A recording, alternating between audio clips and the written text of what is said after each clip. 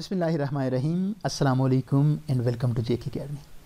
Viewers, मैं अब्दुल गफ़ार और आज की इस वीडियो ट्यूटोरियल में हम सीखेंगे कि किस तरह से हम कंप्यूटर इंस्ट्रक्टर की पोस्ट पर एनटीएस की वेबसाइट से अप्लाई कर सकते हैं।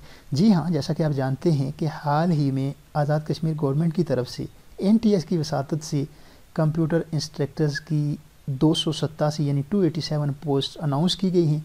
उन पर ऑनलाइन अप्लाई करने का क्या तरीका है आज के इस वीडियो ट्यूटोरियल में हम सीखेंगे। तो मैं मज़ीद वक्त ज़ाय किए बगैर जल्दी से गूगल क्रोम पर चलता हूँ।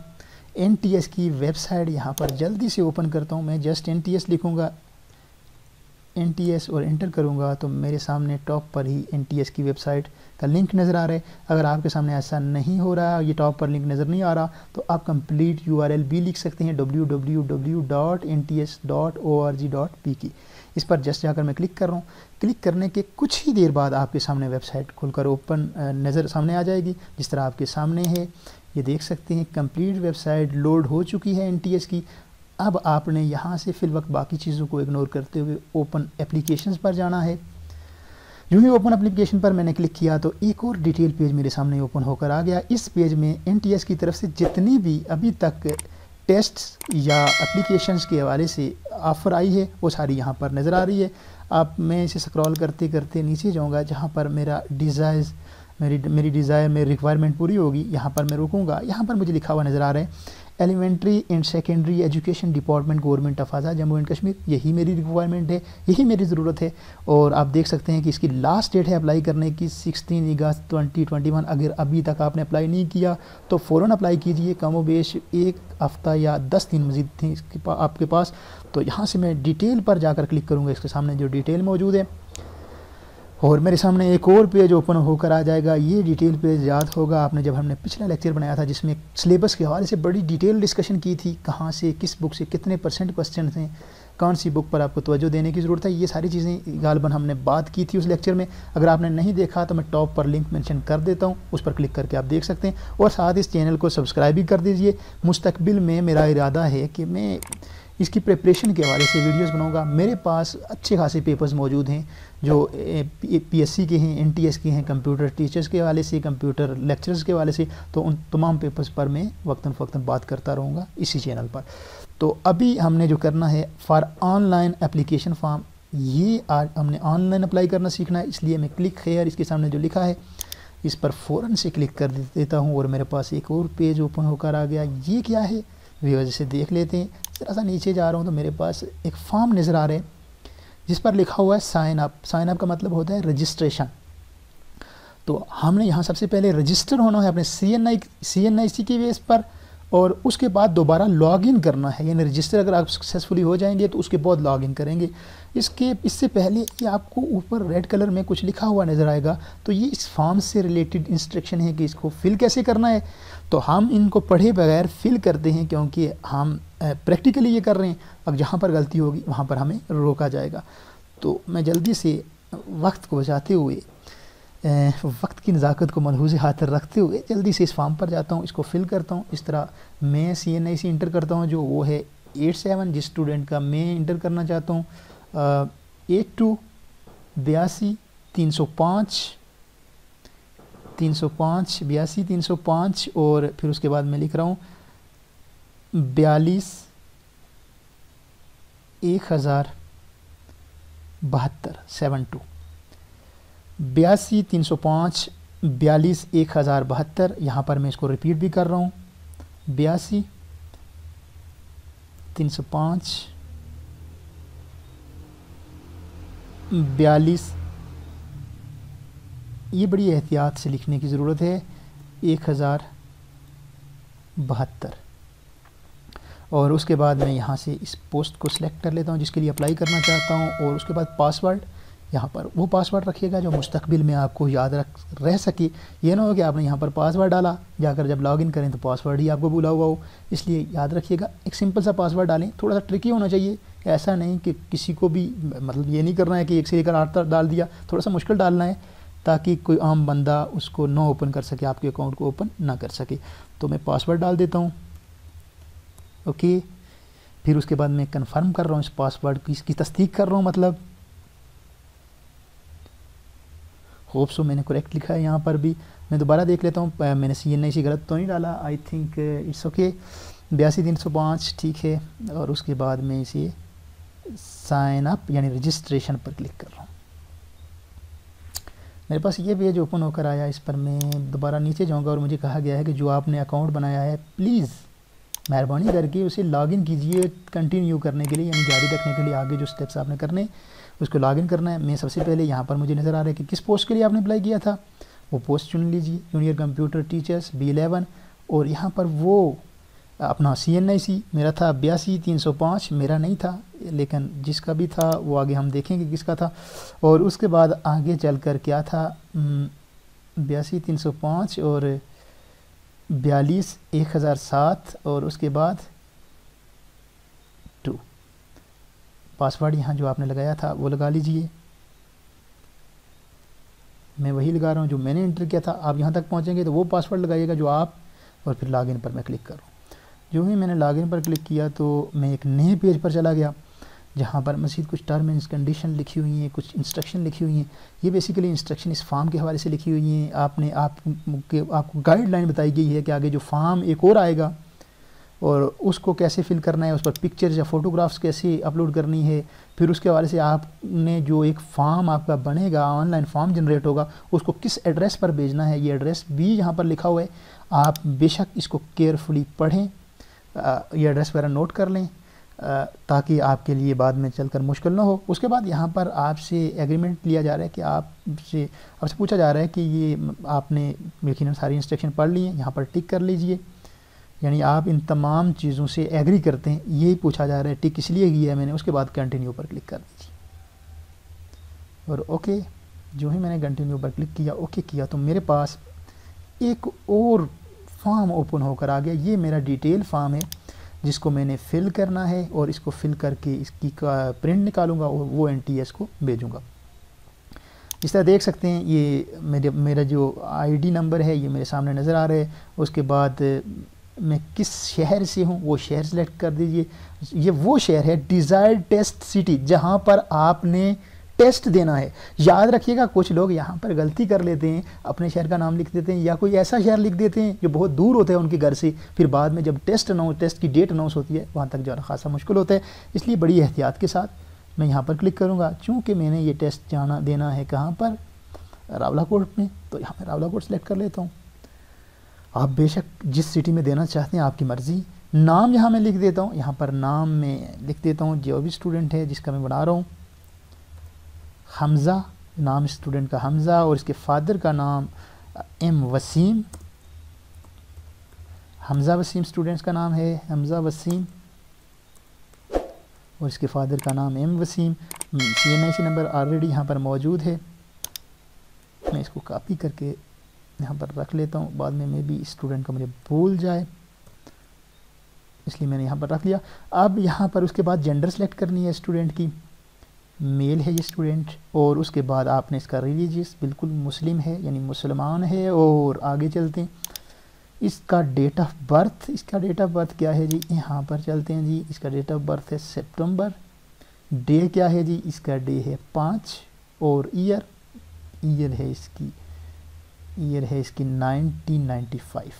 और उसके बाद पूछा जा रहा है आर यू मैरिड फीमेल, क्या आप शादीशुदा खातून हैं।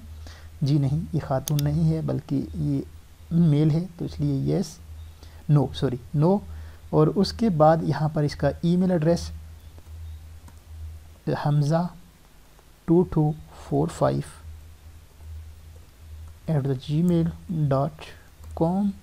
और उसके बाद डोमिसाइल यानी ये किस डिस्ट्रिक्ट से है, इसका डोमिसाइल किस डिस्ट्रिक्ट से है, तो इसका डोमिसाइल पुंछ से है।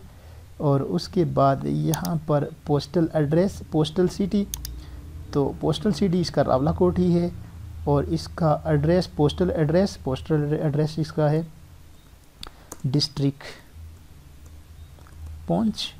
याद रखिएगा, एड्रेस लिखने का एक तरीका होता है, वो सबसे पहले क्या लिखते हैं आप, सबसे पहले विलेज लिखते हैं,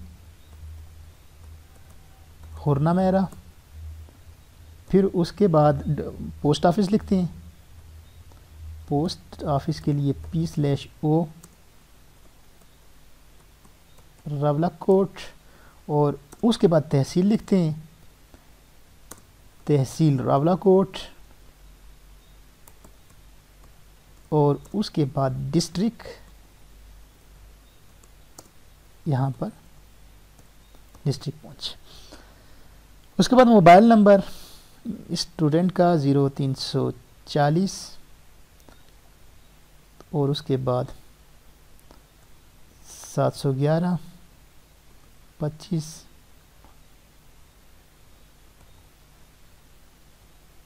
25 और 68, 711 25 68। ओके, उसके बाद आगे चलते हैं और यहाँ पर कहा गया है कि फ़ोन रेजिडेंस, अगर वो घर में से किसी शख्स का नंबर लिखना चाहता है तो लिख सकता है, नहीं लिखना चाहे तब भी उसके पास ऑप्शन है, ये ऑप्शनल है। जिसके सामने स्टेरिक लगा हुआ है उसका मतलब है ये लाजमी आपने फिल करना है, और जिसके सामने स्टेरिक नहीं मौजूद ये आपके पास चॉइस है, लिखना चाहें वेल एंड गुड, अगर नहीं लिखना चाहते तो ज़रूरत नहीं है। उसके बाद आगे चलते हैं, आर यू डिसेबल, यानी आप क्या माजूर हैं, अगर हैं तो जिस भी स्टूडेंट का आप कर रहे हैं अगर हैं तो यस, अगर नहीं है तो नो। यहाँ पर नो सेलेक्ट कीजिए। अगर यस करेंगे तो आपको डिटेल भी लिखनी पड़ेगी कि क्या माजूरी है आप में, यहाँ पर पूरी आपको नेचर बयान करनी पड़ेगी। तो अगर नहीं है तो आप नो पर क्लिक कर लीजिए, और उसके बाद आपने जस्ट क्या करना है, अपलोड फ़ोटो, आपने फ़ोटो अपलोड करनी है, यानी पासपोर्ट साइज़ फ़ोटो होनी चाहिए। यहाँ चूज़ पर क्लिक करना है। जो ही चूज़ पर क्लिक करेंगे आप तो आपके पास, आप नेविगेट कर लीजिए जहाँ पर आपने फ़ोटो रखी हुई है। तो मेरे पास इसकी फ़ोटो, क्योंकि कहाँ है मेरे पास ये फ़ोटो है एक, मैं ये कहूँ आप ये तमाम काम आपको सिखाने के लिए कर रहा हूँ, एक समझ सकते हैं कि डमी काम है जो आपको सिखाने के लिए किया जा रहा है। मैं एक पासपोर्ट साइज़ फ़ोटो मेरी स्क्रीन पर मौजूद थी डेस्कटॉप पर, मैंने चूज़ कर ली, और इमेज यूर इमेज प्रीव्यू नहीं आ रहा, मे भी इमेज साइज़ से बड़ी हो इसलिए नहीं आ रहा। बहरहाल हम आगे चलते हैं। अगर बड़ी हुई साइज़ होता है कि इमेज का, बाज़ औक़ात ये प्रॉब्लम देती है, आपको भी आ सकता है, इसलिए मैं इसको यहीं पर छोड़ रहा हूँ। अगर बड़ी हुई तो मुझे वार्निंग आएगी, मैं उसे आपके सामने रिजॉल्व करूँगा ताकि आपको इस हवाले से पता चल सके। आई थिंक ये नहीं है, इमेज नहीं है। आप देख सकते हैं इसकी एक्सटेंशन MP3 है, MP3 इसकी एक्सटेंशन, इमेज नहीं होनी, इमेज नहीं होती, इसलिए इमेज की एक्सटेंशन गलत है। मैं इमेज ही चूज़ करूँगा। डेस्कटॉप पर जाकर कोई भी एक रैंडम सी इमेज में चूज़ कर लेता हूँ। मेरे पास इस वक्त डेस्कटॉप पर यही इमेज है, समझ लीजिए यही स्टूडेंट की इमेज है। अब ये JPG है, यहाँ पर आ गई आपके सामने। आपने ये चूज़ नहीं करनी है, इस तरह की कोई इमेज नहीं, पूरी इमेज पासपोर्ट साइज़ होनी चाहिए। अब प्रॉपर अपने कैमरे से बना लें, किसी साफ़ जगह पर बैठकर जहाँ पर वाइट बैकग्राउंड हो। तो आप, अगर आप इमेज पासपोर्ट साइज़ इमेज कैसे बनाते हैं, आप चैनल में जाकर देख सकते हैं, मैंने एक वीडियो बनाकर वहाँ रखी हुई है, आप उससे मज़ीद गाइडलाइन ले सकते हैं। इमेज अपलोड करने के बाद यहाँ पर आपने नीचे आ जाना है ड्रैग करते हुए, और यहाँ पर पूरी डिटेल लिखनी है। SSC यानी मैट्रिक के अंदर प्लीज़ डिग्री नेम, यानी यहाँ पर क्लिक करना है, और आपने डिग्री का नाम SSC मैट्रिक को बोलते हैं, और यहाँ पर आप चूज़ करें मेजर सब्जेक्ट साइंस के साथ किया, आर्ट्स के साथ किया, ये लिख दीजिए। उसके बाद यहाँ पर पासिंग ईयर स्टूडेंट का क्या है, आप जो आपका पासिंग ईयर है वो लिख लीजिए। मैं यहाँ पर इसका 2009, और टोटल मार्क्स, उस वक्त टोटल मार्क्स कितने थे जी, आपकी मार्कशीट पर लिखे होंगे, वहाँ से देखकर लिख सकते हैं। यहाँ मैं लिख देता हूँ 1050, और इसने कितने ऑब्टेन किए, इसने ऑब्टेन किए 770। बोर्ड या यूनिवर्सिटी कौन सी है, यहाँ पर आप सिंपल BISE, सॉरी यहाँ पर क्लिक कीजिए पहले, BISE यानी board of intermediate and secondary education Mirpur लिख दीजिए। ओके, उसके बाद यहाँ पर नीचे आएंगे, मैं जल्दी से कर रहा हूँ। यहाँ पर आप लेवल सेलेक्ट कीजिए, O लेवल की है, A लेवल किया है, या डिप्लोमा ऑफ एसोसिएट इंजीनियरिंग किया है, या HSSE। तो HSSE पर सिलेक्ट कीजिए, हायर सेकेंडरी एजुकेशन। यहाँ पर आपका जो भी मेजर सब्जेक्ट है, फॉर एग्जांपल स्टूडेंट का मेजर सब्जेक्ट था प्री इंजीनियरिंग, तो ये लिख सकता है प्री इंजीनियरिंग, मतलब मेजर सब्जेक्ट से मुराद ये है कि किस डिग्री में हैं आप। तो प्री मेडिकल भी अगर है तो लिख सकते हैं। उसके बाद पासिंग ईयर कब पास किया, 2011 में, 2011 में। मैं स्क्रॉल करते हुए ज़रा सा नीचे जा रहा हूँ। ओके, यहाँ पर 2011। मार्क्स टोटल कितने थे, आई थिंक 1100, और उसके बाद यहाँ पर मैं ठीक कर लेता हूँ 770 थी। ओके, यहाँ पर स्टूडेंट ने कितने मार्क्स लिए, यहाँ से 734 और बोर्ड या यूनिवर्सिटी कौन सी है, यही 22 मीरपुर, यहाँ पहले से लिखा हुआ आ गया, मैंने सेलेक्ट कर लिया। बैचलर यानी बीएससी कहाँ से की, तो अगर बीए किया, बीकॉम किया या बीएससी किया, अगर इसने बीएससी की तो सिलेक्ट कीजिए। मेजर सब्जेक्ट कहाँ से, यहाँ वो मेजर सब्जेक्ट्स लिख दीजिए जिस तरह इसने बीएससी अगर स्टूडेंट ने की मैथ और फिज़िक्स के साथ, ऐसा मुमकिन है कि मैथ एंड फिज़िक्स के साथ बीएससी हो जो 2 साल बीएससी है, और उसके बाद कंप्यूटर की डिग्री हो, ऐसा मुमकिन है। उसके बाद पासिंग ईयर यहाँ पर मैं सिलेक्ट कर लेता हूँ 2 साल के बाद, यानी 2 साल इस डिग्री की जो ड्यूरेशन है वो 2 साल है, यहाँ पर जाकर 2013। और यहाँ पर टोटल मार्क्स कितने थे इस डिग्री के, 900। इस स्टूडेंट ने कितने ऑब्टेन किए, इस स्टूडेंट ने सपोज ऑब्टेन किए 520। यूनिवर्सिटी कौन सी है, तो यहाँ पर आप लिखेंगे UAJ की मुजफ्फराबाद।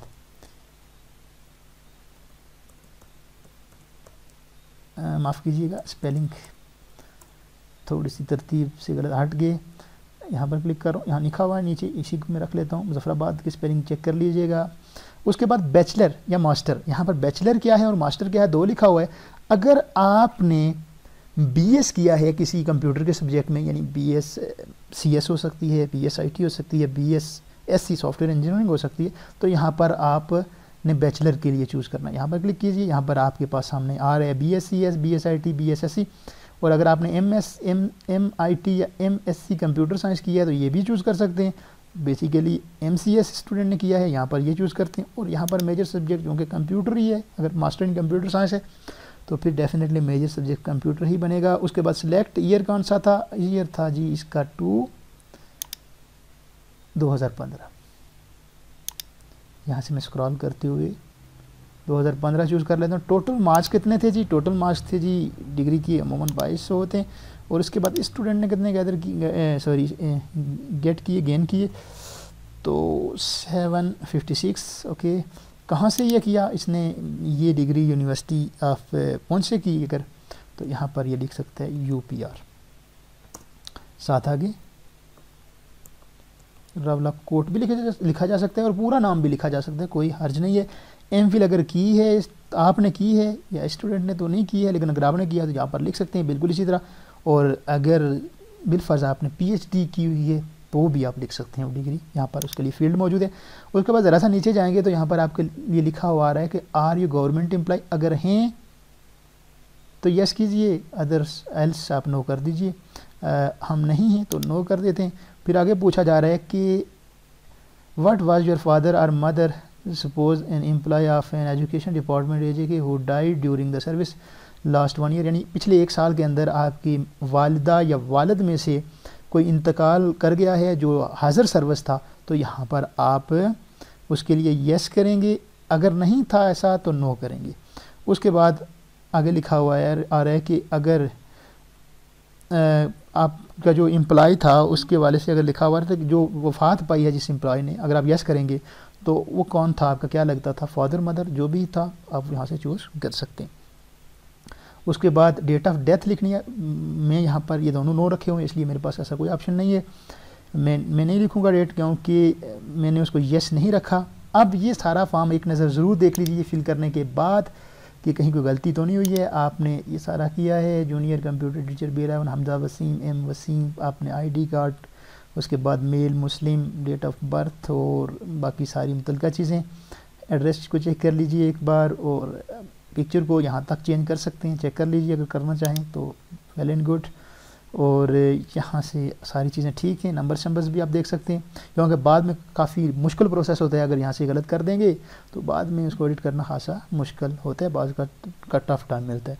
तो उसके बाद आपने जस्ट यहाँ से सबमिट पर क्लिक कर देना है। यहाँ से आपसे पूछा जा रहा है एक डायलॉग बॉक्स के जरिए कि क्या वाकई आप इसे सबमिट करना चाहते हैं, तो ओके बिल्कुल करना चाह रहे हैं।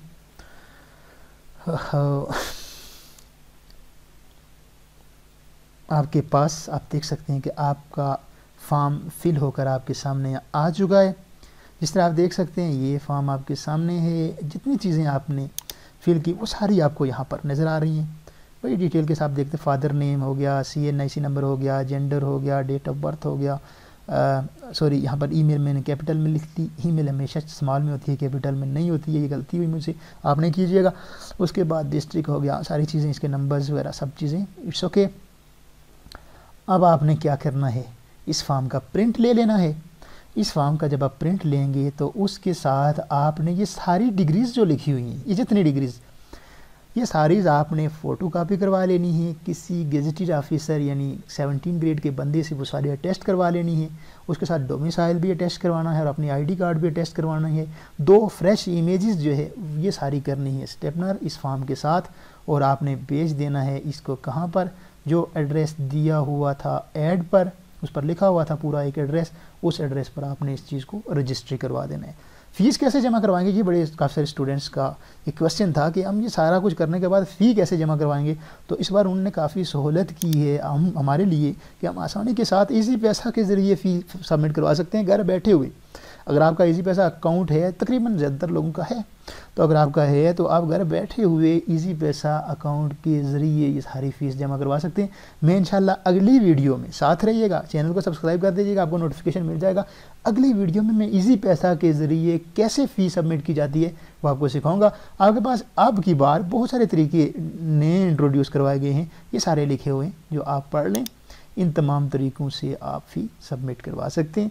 यह आपका वोचर या चालान जनरेट हो चुका है। लास्ट डेट मंडे 16 अगस्त 2021 है। लास्ट डेट का इंतज़ार मत कीजिए, जितना जल्दी हो सकता है इसको फॉर्म को फिल कीजिए और भेजिए। आपके पास अमाउंट कितनी है, चार्जेस कितनी है, सारा लिखा हुआ नज़र आ रहा है। तो स्टूडेंट्स, ये आज हमने देखा, माफ़ कीजिएगा आप मेरे स्टूडेंट नहीं हैं, लेकिन फिर भी मैं स्टूडेंट्स कह देता हूँ, माफ़ कीजिएगा, आप व्यूअर्स हैं, क्योंकि आप में भी बहुत सारे लोग जो अप्लाई कर रहे हैं एज में मुझसे बड़े हूँ, एजुकेशन में भी मुझसे काफ़ी ज़्यादा आगे होंगे, इसलिए माफ़ कीजिएगा। व्यूअर्स, इसको ये आज हमने देखा स्टेप बाय स्टेप किस तरह इसको फिल करते हैं। कहीं पर कोई भी किसी तरह की कन्फ्यूजन है तो मुझे आपके क्वेश्चंस का इंतज़ार रहता है। वीडियो के नीचे कमेंट्स बॉक्स मौजूद है, वहाँ पर कमेंट्स की सूरत में आप क्वेश्चन पूछ लीजिएगा। याद रखिएगा, आप इस वीडियो के हवाले से ज़रूर फीडबैक दिया करें, क्या इस तरह की वीडियोस बनानी चाहिए, क्या आपके लिए ये वीडियो हेल्पफुल रही, क्या इसमें कौन कौन सी खामियां हैं जिनको दूर किया जा सकती।